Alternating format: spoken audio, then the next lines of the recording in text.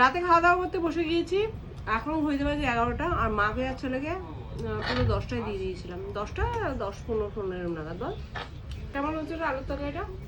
দারুণ। দারুণ। আমরা খুব ক্লান্ত, হ্যাঁ সত্যি তাই, মনে হচ্ছে ঘুমিয়ে পড়বো না। ভীষণ ঘুম পেয়েছে জানেন, সকাল সকাল আমি তো উঠে গেছিলাম, ভীষণ ক্লান্ত লাগছে। সত্যি আলুর তরকারিটা খুব ভালো হয়েছে, সাদা সাদা আলুর তরকারি।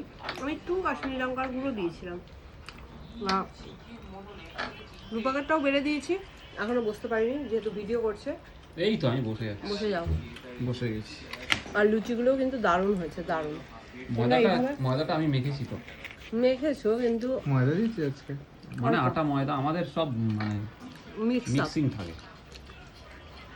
এভাবে করে খেয়ে দেখতে পারো, খুব ভালো লাগে। আটা ময়দা সুজি গরম জল দিয়ে মাখি, নুন মিষ্টি আর একটু দই দিয়ে মাখা হয়েছে, দারুণ খেতে হয়েছে, দারুণ। চলো খাওয়া দাওয়াটা শেষ করি। Good night, tata.